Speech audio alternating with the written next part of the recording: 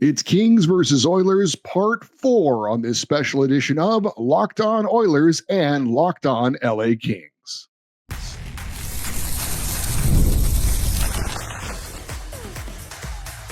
You are Locked On Kings, your daily podcast on the Los Angeles Kings, part of the Locked On Podcast Network, your team every day. Hey, Kings fans. Hey, Oilers fans. Welcome to a special edition of Locked On LA Kings and Locked On Edmonton Oilers, part of the Locked On Podcast Network, your teams every day. We are free and available wherever you get your podcasts and on YouTube. I'm Eddie Garcia, the host of Locked On LA Kings. He is Nick Zararis, the host of Locked On Oilers. And of course, we are here to talk about the series that is going to come your way, whether you want it or not. The LA Kings against the Edmonton Oilers for a fourth consecutive year.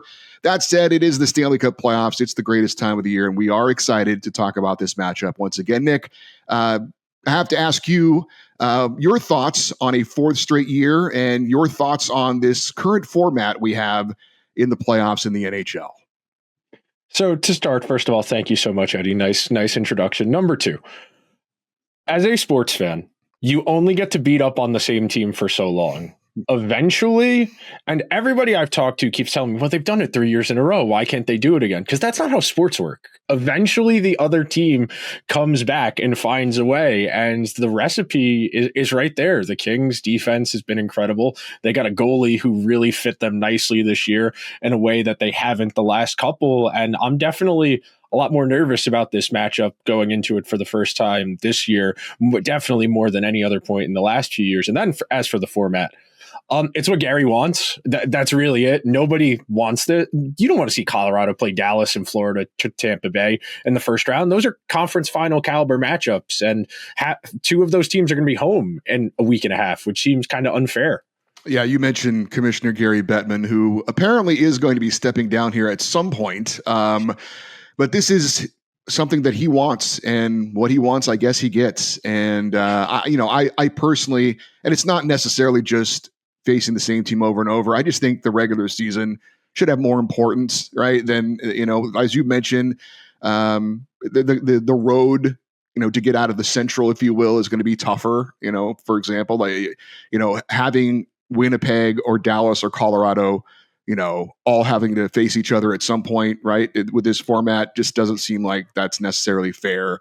If it was the 1-8 matchup, it would not be Kings Oilers. It would be Kings versus Avalanche and Oilers versus Stars. And just, I guess, just for the sake of seeing something different, I know that the reason why they want to do this is rivalries, right? They want to foster those rivalries, and I guess it's worked. I don't know what the Oilers' perspective is on the Kings, since they've won 3 in a row. It would probably be a better rivalry if it was more competitive.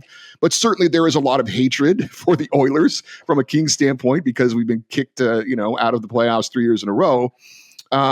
So I get it from that standpoint. But I think from an overall standpoint, if you're talking about hockey fans, is anyone outside of Edmonton and LA really excited to see Kings Oilers part 4? I don't think so, right? I don't really see that as being, when you're looking at all the series, first round series that you got to check out, I don't know that one's going to be at the top of the list because it's nothing new. No, definitely not. Definitely not. The one advantage it does have is it'll probably be the last puck drop of the night most of the time. So for the real hockey addicts who are going to watch all 4 games of the first round every night, it will be on for them. But to the casual fan, I think they're going to be more inclined to stay up to watch Vegas, St. Louis, or Vegas, Minnesota than they would be to watch Edmonton, LA. The one question I did have for you as far as like the overarching storylines, at the start of the year, we had talked about what the expectations were and what it meant for Rob Blake and their new head coach as far as we need to get to a certain point. Based on the regular season they've had, I feel like the Kings have reasonably met their regular season expectations. Now, is it they have to get out of the first round, or are you still kind of in the boat of if you play as well as you can, you lose in 6 or 7 to a team that's as close to you as the Oilers are, can you live with that? Because there's not really a good answer. I would say if you took this regular season for the Kings in a vacuum, Rob Blake has hit it out of the park, right? All the additions he made in the offseason, which no one was blown away by, Joel Edmondson, Warren Fogle, Tanner Jeannot, and Darcy Kemper at the time, they've all hit. He's hit on all of those. His trade deadline pickup of Andrei Kuzmenko. Again, nobody was blown away by that. He's hit it out of the ballpark. So if you took this season in a vacuum, and the Kings, by the way, have tied their franchise record for most wins and points in a season, which they can surpass at the end of the year. So this season has been amazing, but it doesn't matter. Unfortunately, it doesn't matter. It's about getting out of the playoffs. He's had now 5 teams qualify for the playoffs. The first 4 have all been out in the first round, 3 in a row to Edmonton. Now we'll see what happens in round number 4. And his contract's up. I really believe if they don't advance, he's not back. And maybe it's partly by his choice. There are rumors that maybe he steps down or doesn't want to be back anyway. I don't know if that's true or not. It'd be kind of hard to believe considering the season they've had that if they didn't want him back, he would say yes. But to answer your question, it's all about the playoffs. There has to be progress. They've talked about it themselves.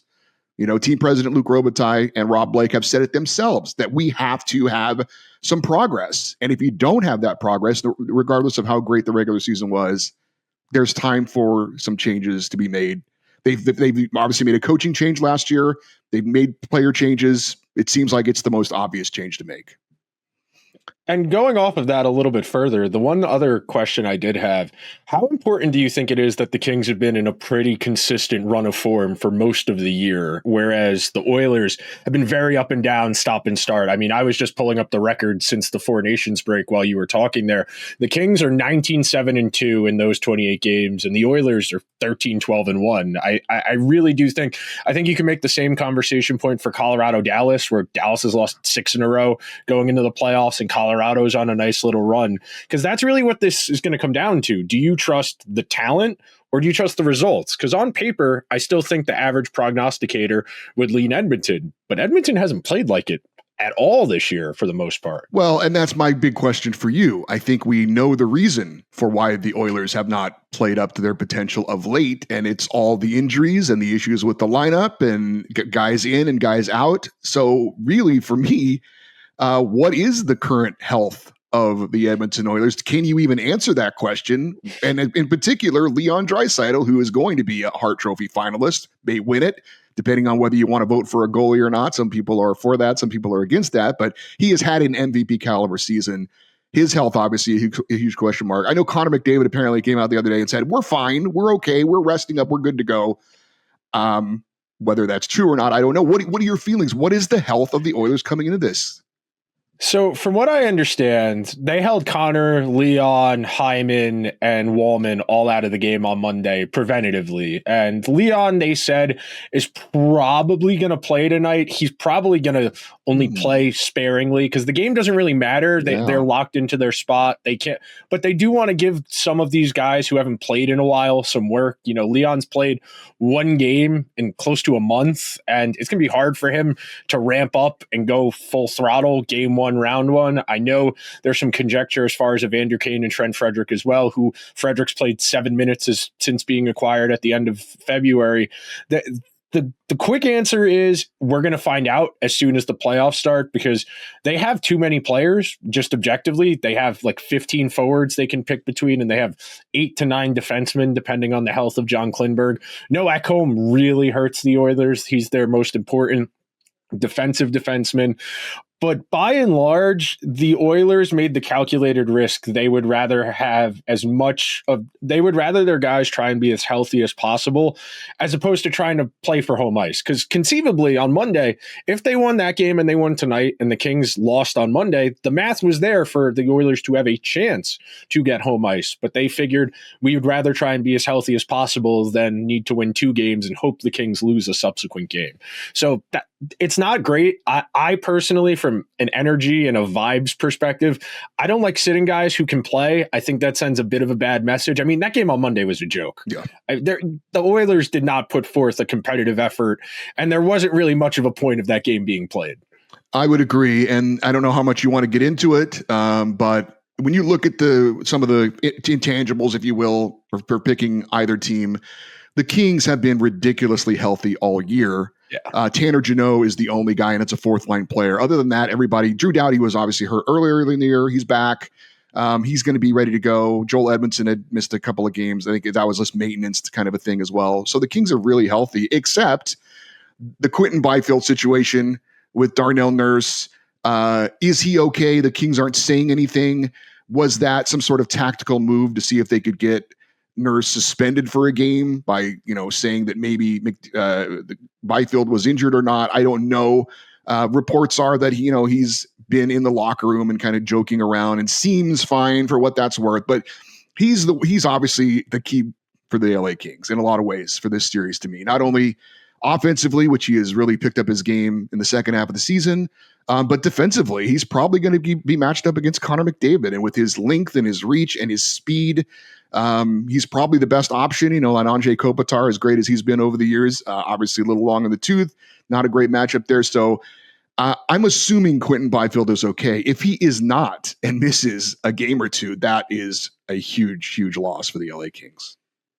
Well, unequivocally, Byfield is probably their most dynamic player, and I feel like one of the keys for the Kings in bridging the gap in this series and in this rivalry is getting somebody who can kind of make that flash play happen, that snap play.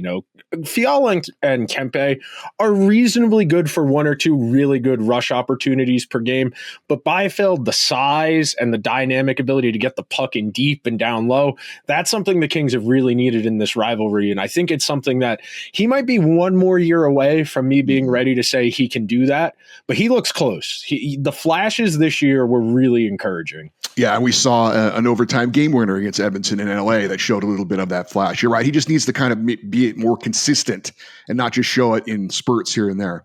We're going to get more into some of the individuals and also the keys as far as a team standpoint in this matchup between the LA Kings and Edmonton Oilers. We'll do that next on this special edition of Locked On LA Kings and Locked On Edmonton Oilers. The NBA playoffs are almost here, and FanDuel is giving new customers an incredible way to get in on the action right now. When you join FanDuel and place your first $5 bet, you will get $250 in bonus bets if your first bet wins. FanDuel makes betting so easy, whether it's picking your favorite team or diving into player props from three-pointers to steals to assists. FanDuel has so many ways for you to bet on your favorite player props. Plus, after the game tips off, you can even combine live prop bets into a same-game parlay for a chance to win big. I'm not sure how Edmonton's NBA team is doing this year, but LA has two teams in the playoffs as the Lakers face the Timberwolves and the Clippers take on the Nuggets. Make those games more exciting and fun by using FanDuel to wager on all the NBA playoff excitement. Don't miss out. Head to FanDuel.com and claim your $250 in bonus bets today. I'm Eddie Garcia, the host of Locked On LA Kings. He is Nick Zararis, the host of Locked On Edmonton Oilers, and we are bringing you a special edition of Locked On Kings and Locked On Oilers. Nick, you mentioned it a moment ago, home ice, the calculated decision for the Oilers to make that not the priority down the stretch. The Kings obviously did, and for good reason. They've been historically good on home ice this year, best home ice winning percentage for the Kings this season in the NHL, and they've set a new franchise record with 31 home wins this year, 31-5-4. It's been amazing, the home season they've had, obviously, and just the confidence they seem to play with. So clearly home ice was a huge factor for the Kings. Do you think that is a huge factor against for the Oilers in this case? So in my personal opinion, yes.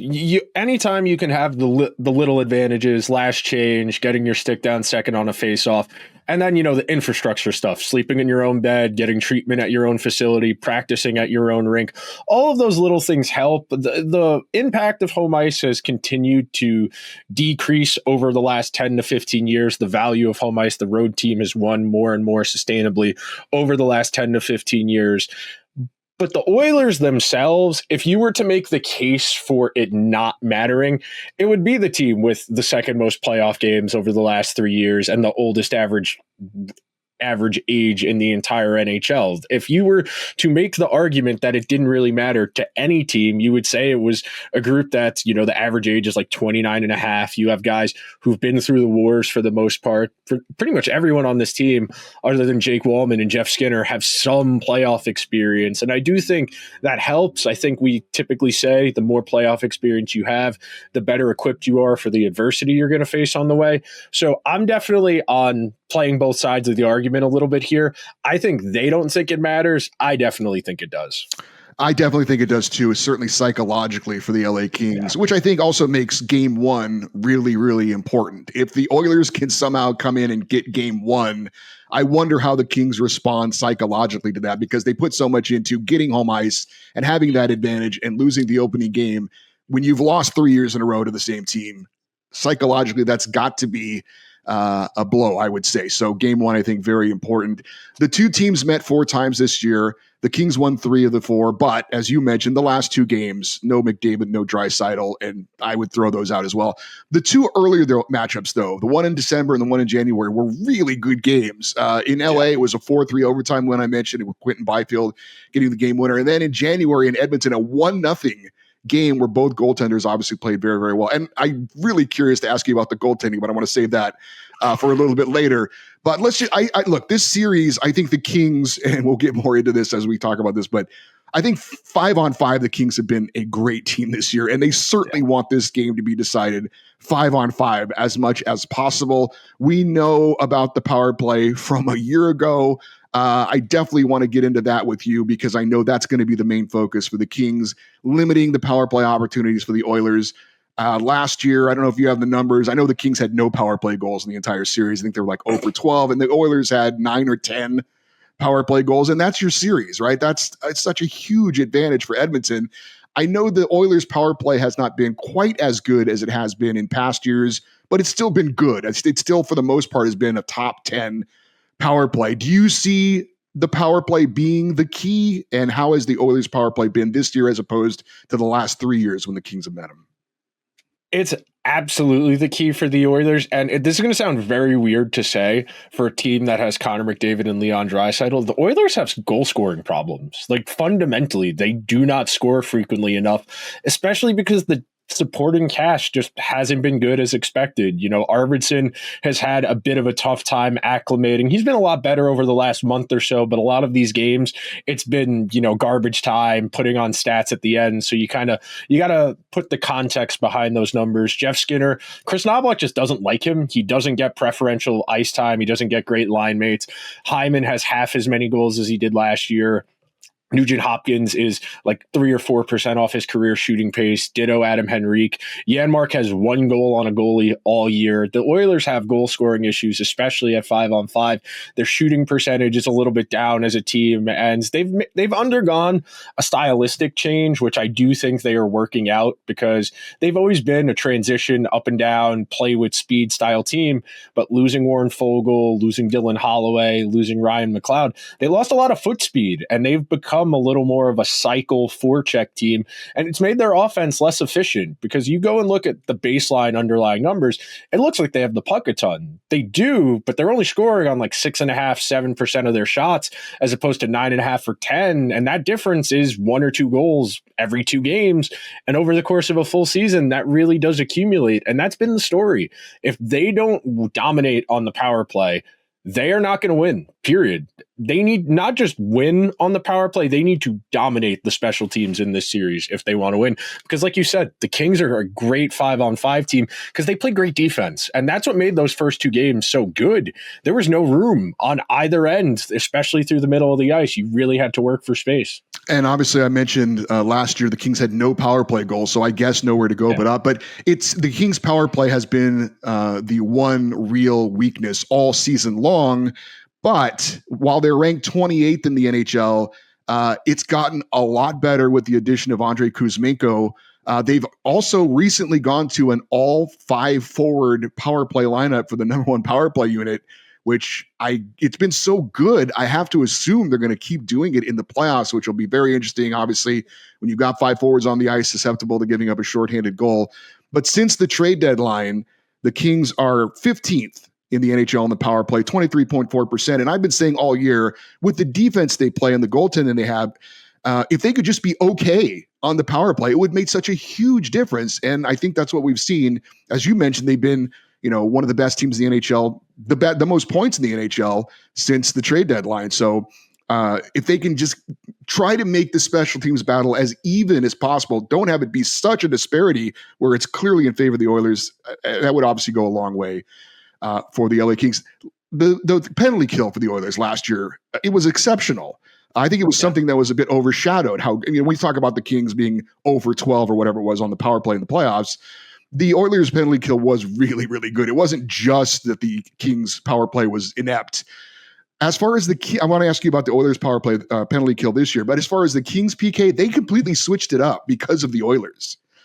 They've made it a more aggressive, in-your-face, take away any kind of time power play. And it's worked a lot this year, but against guys like McDavid and Draisaitl, I'm really concerned because one move around an aggressive, defender, and suddenly you're in a great scoring situation. So I understand why they did it. To have it be the same when it was so dominant didn't make a lot of sense. But I'm really, really curious to see how this new look penalty kill this year for the Kings works against the Oilers power play. What has the PK for Edmonton been like this year? It's been very up and down, and that's largely tied to the goaltending that we're going to talk about in our final segment coming up. But the goaltending has been really, really inconsistent, and that's being polite. At various points this year, the goaltending has been objectively and actively bad to the point that it is losing them games. The penalty kill last year in the playoffs was insane. It was like 66 for 70, one of the best runs ever in the playoffs, and some of that got they rode the hot hand. They put up a bunch of shorthanded goals. This year, it's really been a struggle, especially because Ekholm's been hurt on and off at various points this year. No Ekholm is really going to hurt them on the penalty kill because you'll end up playing a lot of Nurse, a lot of Kulak, and then they don't feel great about anyone else. They've rotated the various supporting cast guys, whether it's Emberson, whether it's Stetcher. They've rotated the other two spots because they don't want Bouchard killing penalties because that's just not in his toolbox. And then Wallman just really hasn't ever been a penalty killer in his career. So they definitely don't have the most steady cast, especially with no Ekholm. All right, coming up, we'll get more into the individual players and names that you'll want to know about going into this series. That's next here on this special edition of Locked On LA Kings and Locked On Edmonton Oilers, your teams every day. There is nothing like the energy of a live game, whether it's catching a last-minute NHL showdown or soaking in the excitement of an NBA matchup. But finding great seats at a great price, that used to be a challenge until I found Gametime. Gametime makes scoring last-minute tickets easier than ever. Prices actually drop as the event gets closer, and with the all-in pricing, you can see the total cost up front. No surprises at checkout. Save up to 60% off buying last minute for sports, concerts, comedy, and theater events. And with these seat views before you buy, no surprise fees, and a lowest price guarantee. You can book with total confidence. Their lowest price guarantee means I never worry about overpaying. Take the guesswork out of buying tickets with Gametime. Download the Gametime app, create an account, and use the code LOCKEDONNHL for $20 off your first purchase.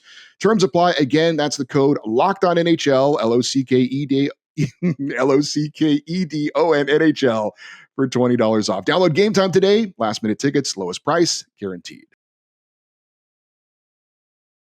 All right, our final segment. Let's get into some of the players that are going to be keys in this series between the Kings and Oilers.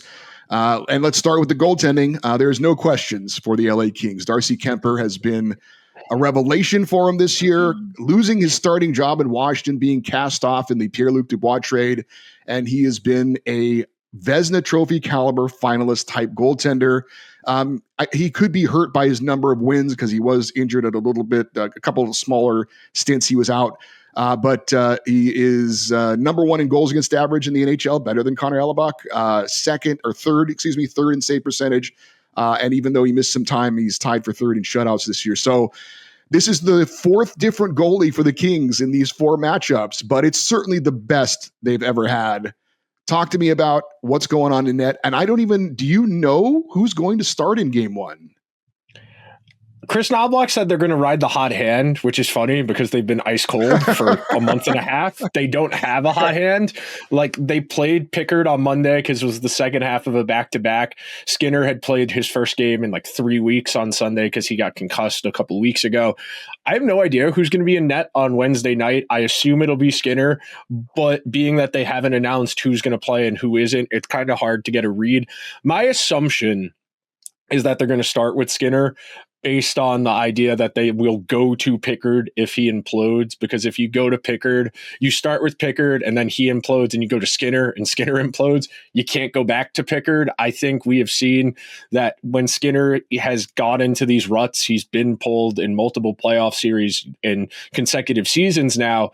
They have felt the need to kind of give him a game to reset. And I don't think you can do that with Pickard. I mean, Pickard has only played in 2 career playoff games, and he's like 33 years old, and they were both last year. One was in relief and one was a start. And I just don't think either guy is going to inspire a whole lot of confidence. But if you're an Oiler fan, you're telling yourself, if we play our game, our goalie doesn't have to do a lot. If you go back and you look at last year's playoffs, pretty much every single game they won, they were giving up 24, 25 shots on goal or less. And if you only got to make 23, 24, 25 saves as an average goalie, that's workable. That's doable. Once it starts getting to 30, over 30, that's where it becomes a problem and where Skinner and Pickard are going to stick out like sore thumbs. They are unequivocally the worst goalie tandem in the playoffs of any of the 16 teams. And that includes Montembeault, whose numbers aren't great for Montreal.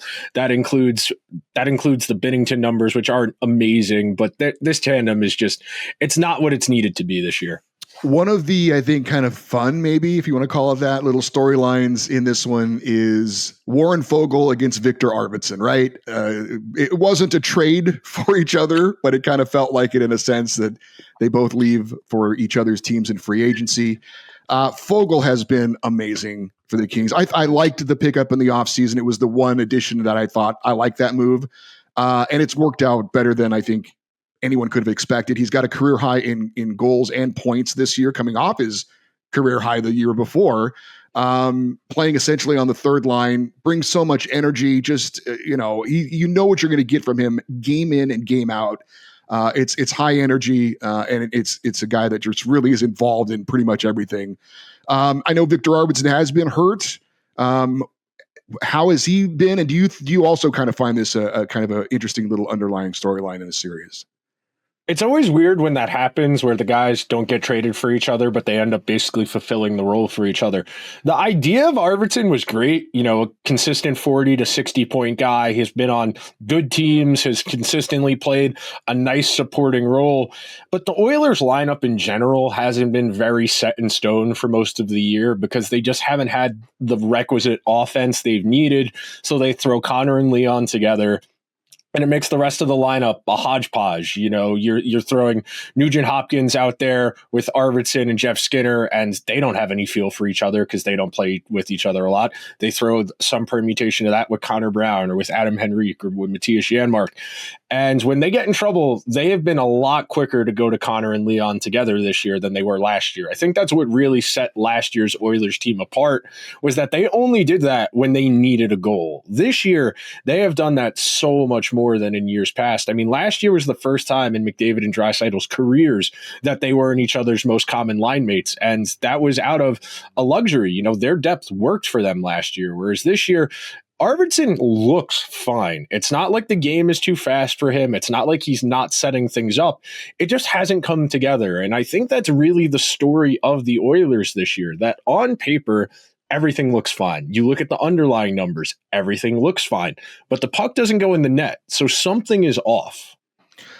We know about Connor McDavid and Leon Draisaitl. I wanted to ask you real quick, what is it about Draisaitl's game this year that he's kind of taken it to another level, if there's anything specifically? And also just give me a couple of players that you think are going to be keys for the Oilers in the series, not named McDavid and Draisaitl. So for Leon, the defense has been a lot better. He's played with more complementary defensive players like Vasily Podkolzin and Arvidsson, who has a decent track record of being a shot suppressor, and that's really enabled them to play less overall defense. If you're in your own end less, there's less likelihood of conceding defensively, and he's just shot a little bit more than in years past. More shots on goal attempted per game definitely helps by volume. Less Hyman and less McDavid goals on the power play as well. Hyman, I think, only has 7 or 8. He had 15 last year. McDavid's going to finish with less than 30 goals for the first time in like 5 or 6 years. So just by virtue of those guys shooting less on the power play, Leon's gotten more opportunity. And then as far as keys to this series, for me, it's Jake Wallman and Zach Hyman. Wallman is going to play that swing role of the 1-2-3, where he'll probably play a little with Bouchard. He'll probably play a little bit with Nurse. Really good puck mover, really good offensive instincts. Liability in his own end. If he's in front of the net against anybody with size, he's going to lose the leverage battle. And then they need Hyman to get going. I mean, he led the entire playoffs in goals last year. He had 16 goals in 25 games. He's been fine this year, but the Oilers are constructed in a way that he needs to be actively good for this roster construction to work. And to get there, whether it's at 5-on-5 with McDavid and then either Nugent Hopkins or Evander Kane or whoever they're going to play on the left, or on the power play, he's got to be there. They need that. They need someone other than Connor and Leon to do some heavy lifting, because those guys played a lot of minutes this year. Frankly, they probably played too many minutes this year for what their record is. Well, for the Kings, I mentioned Quinton Byfield earlier. He's going to be an incredibly important player. We'll see him, hopefully continue to blossom as he has in the second half of the season. Hopefully, again, he's completely okay and ready to go. We think he is, but defensively and offensively, he's going to be a very key player. I mentioned Andrei Kuzmenko, the trade deadline pickup. I've never seen a player so slow from point A to point B, but so quick and elusive with the puck in his own zone. The way he uses his edges is really amazing, and he does a lot of things you just don't expect that's coming, and in a good way. So he's a really an energy guy and a kind of an X factor, certainly for the Kings. You mentioned Adrian Kempe, Kevin Fiala. Those guys need to keep scoring, obviously, for them. And I think a couple of kind of off-the-page guys, Alex Laferriere, also Trevor Moore. Those guys had Moore had a really bad start. He's come on of late, and then Laferriere had a great start and then really cooled off, and he's been better of late as well. So if those guys can keep providing that secondary scoring, that would be pretty big for the Kings as well. All right, Nick, we are here at the time to make our bold prediction. I will admit, last year, when I picked the Kings, it was with my heart. I was trying to convince myself. This year, it feels different. It really does. And obviously the home ice is a different thing as well that it's been in the previous three meetings. Just the way the Kings have played down the stretch, the improvements we've seen, the power play being a little bit better, home ice. I don't know. It just feels different this year. But then again, like I said, that game one, if suddenly they lose, then are those ghosts or those demons going to resurface? I'm picking the Kings in 6. And I don't know. I really feel like I'm not talking with my heart. I think I'm talking with my head. We'll see. What do you think happens in this series? I think the Kings are a better team, just objectively. They have played better. The Oilers are banking on their suppositional talent, getting them over the hump. If I have to pick, I will pick the Oilers in 7 games, because I think their high-end guys have shown the ability to just drag them across the finish line in the early stages of the postseason. I don't feel nearly as good about that pick as much as I did last year. If the Oilers are going to win this series, it's going to take something basically we haven't seen them do since February, when they were able to win more than 3 games in the span of 2 weeks. It's been tough sledding for a while now. They are banking a lot on guys just being able to turn it on. And we know that's not how sports work. Well, again, round 4, it's like one of the Rocky movies, right? It just keeps going and going. Round 4 between the Kings and Oilers, certainly going to be interesting. Looking forward to it. I'm Eddie Garcia, host of Locked On LA Kings. He's Nick Zararis, the host of Locked On Edmonton Oilers. Thank you for watching this special edition of Locked On LA Kings and Locked On Edmonton Oilers, part of the Locked On Podcast Network, your team every day. Enjoy the Stanley Cup playoffs.